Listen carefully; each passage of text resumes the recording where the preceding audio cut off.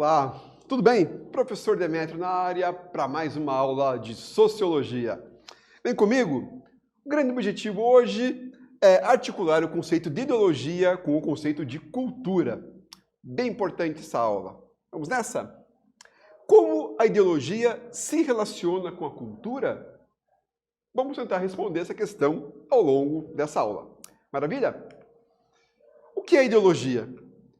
Marx, em Ideologia Alemã, famosa obra dele para tratar desse tema, vai nos colocar que é um sistema elaborado de representações e de ideias que correspondem às formas de consciência que os homens têm em determinada época. Novamente, como eu falei na aula passada, é uma questão então de ideia de consciência coletiva, que muitas vezes ele vai dizer que são consciências de classes que infelizmente se sobrepõem. Mas são ideias de consciência. Isso é fundamental. Para o marxista Antonio Gramsci, italiano sociólogo marxista Antonio Gramsci, a relação entre cultura e ideologia se efetiva a partir do exercício dos aparelhos de hegemonia. Ele vai falar então dessa questão então de cultura e ideologia atrelando ao exercício de aparelhos de hegemonia. Para ele, por exemplo, o Estado seria um aparelho ideológico, hegemônico ideológico burguês. A hegemonia vem então de uma supremacia, de uma superioridade. Então ele vai colocar que alguns aparelhos sociais são hegemônicos e perpassam o seu caráter ideológico. Eles não permitem uma reflexão ideológica. Existe uma imposição ideológica.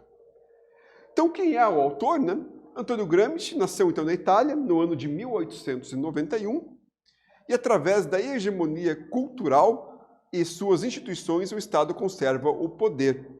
Então ele está colocando o seguinte, para ele é o seguinte, através então da hegemonia das questões de cultura, ou seja, daqueles aparatos de comportamento, de ordenações, de regras, que vai desde a fala, da linguagem, da educação, de qualquer aparato cultural, as instituições, o Estado, conservam o poder, conservam o seu interesse ideológico e perpassam esse interesse ideológico para a sociedade. Hegemonia, então, como eu falei para vocês, é a dominância, a dominação de um ponto de vista sobre o outro. É uma supremacia. Ser hegemônico é ter essa ideia de supremacia. Os aparelhos hegemônicos constroem uma visão de mundo que é aceita como verdadeira. Então, ele não está colocando que é verdade, que seja literalmente verdade, mas ele é colocado como verdadeira porque se mantém aquilo, se mantém no discurso, se mantém nas instituições, se mantém em todos os aparelhos estatais, aquela realidade e aquilo se torna uma verdade. Nem se pensa muito numa outra realidade que não seja aquela. Veja interessante essa charge aqui. O empregado ali, o proletário, vamos colocar na visão marxista, ele questiona, ele pergunta, eu posso democraticamente discordar do pensamento dominante? E o burguês, o chefe, o patrão? Não, mas eu posso dominantemente discordar do pensamento democrático. Quer dizer, de um lado, você não tem a capacidade de argumentação, de impor algum tipo de ideologia, de crença ou de visão.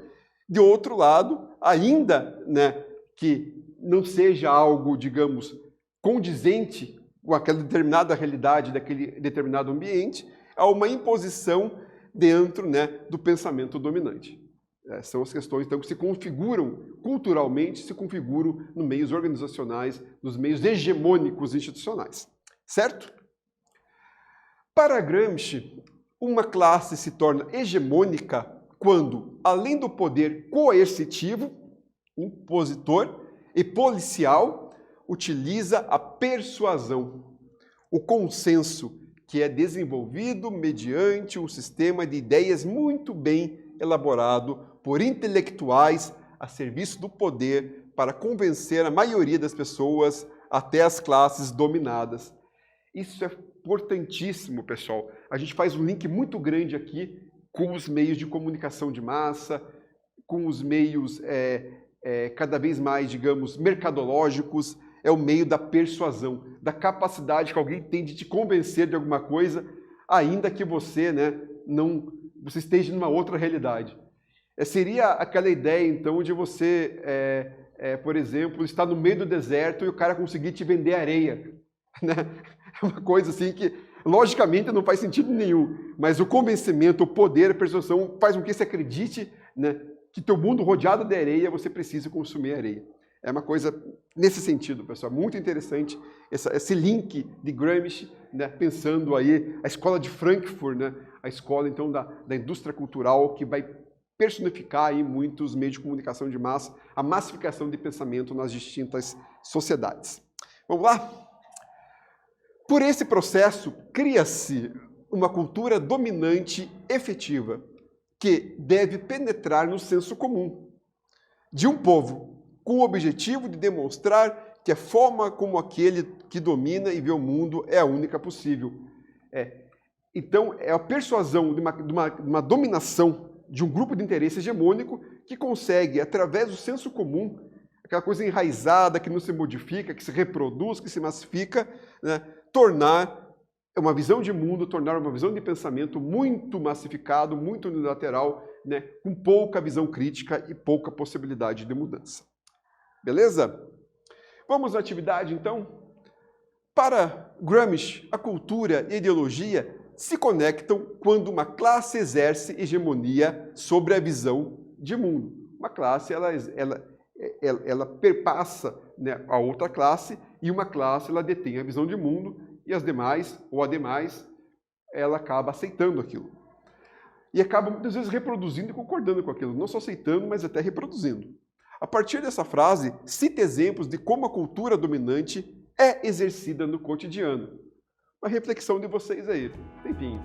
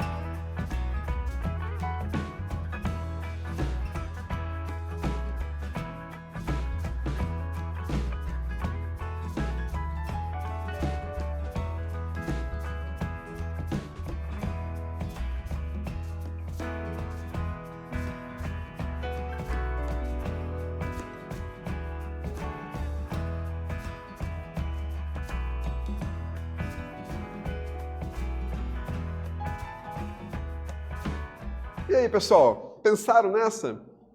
Sua resposta deve explicitar as formas de manifestação da cultura dominante, tais como TV, né, as propagandas, os estilos de vida exibidos, nas novelas, no consumo, né, no marketing, na publicidade, as redes sociais, influenciadores digitais, publicações recorrentes, né, os modismos, né, na rádio, as músicas recorrentes com padrões de comportamentos, né, com toda uma estruturação, né, de como devemos agir e assim por diante. Bem interessante essa questão, né?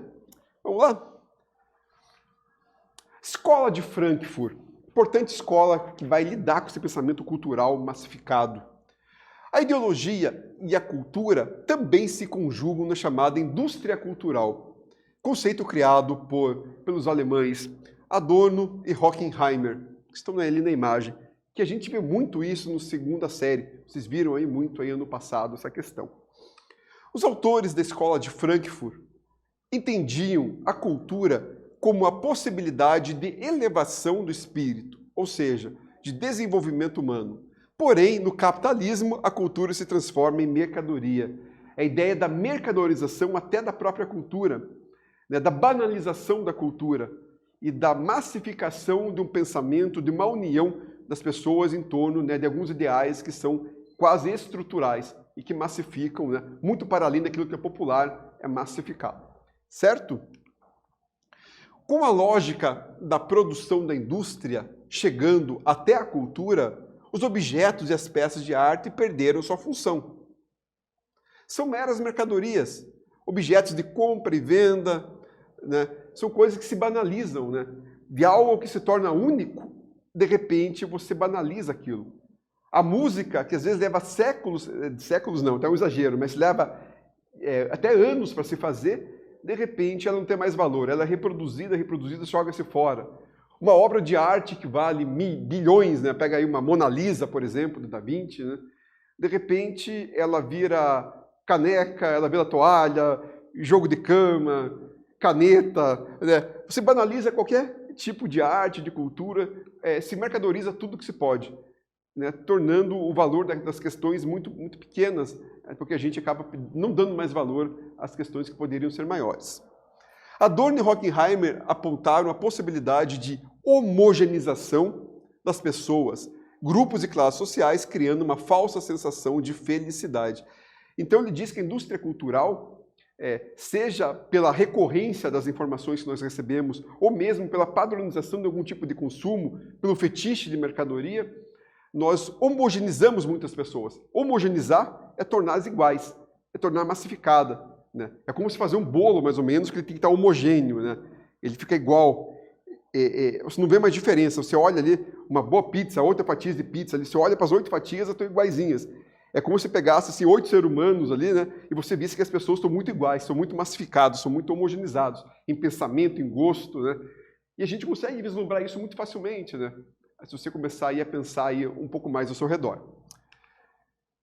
E a felicidade aí é o conceito final dessa homogeneização, né? Veja aqui alguns exemplos de propagandas, né? Toda a palavra aí, feliz ou felicidade, ela está ali, ó.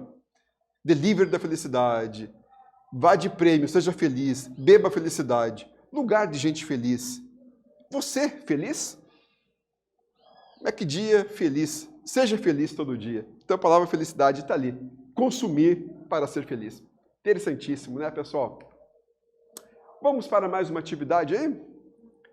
O processo de massificação cultural atingiria todas as classes que seriam seduzidas pela indústria cultural, pois esta coloca a felicidade imediatamente nas mãos dos consumidores mediante a compra de alguma mercadoria ou produto cultural. Para você, a indústria cultural cria identidade? No capitalismo, o consumo está relacionado à felicidade? Justifique sua resposta. Ela é uma questão muito, muito bacana, pessoal. Tempinho para vocês fazerem aí.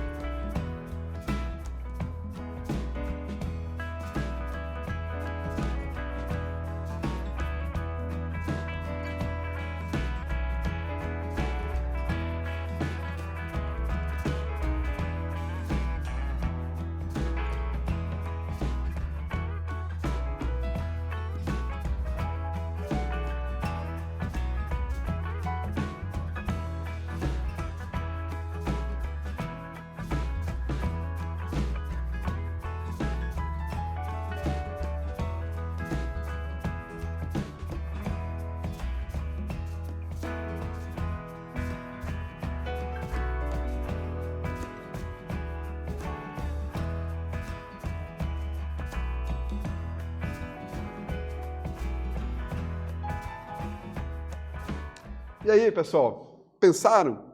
Resposta interessantíssima, né? Sua resposta deve apontar de que forma as propagandas criam identidade.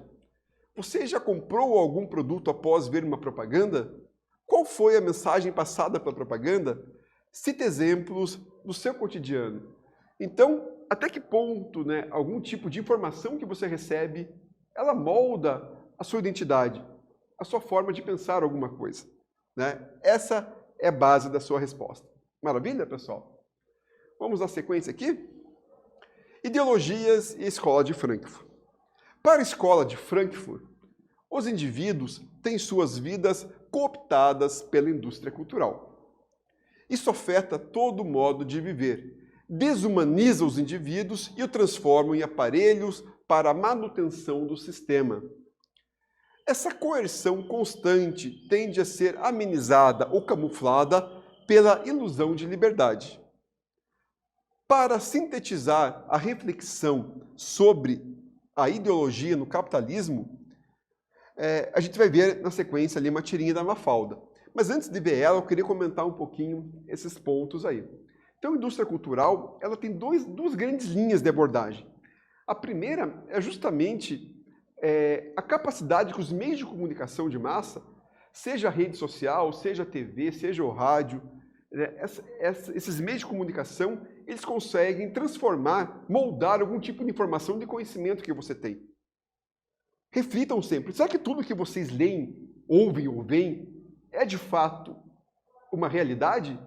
Não podemos nunca, pessoal, confundir um fato com a maneira que você dá o fato. As coisas concretas, elas existem, mas a maneira com que você transmite aquela questão é uma outra forma. Então a gente tem que tomar muito cuidado, a gente tem que saber lapidar muito bem, né, as informações, porque elas estão por aí, elas existem e elas são feitas por alguém, ou por um grupo de pessoas. Elas têm algum interesse.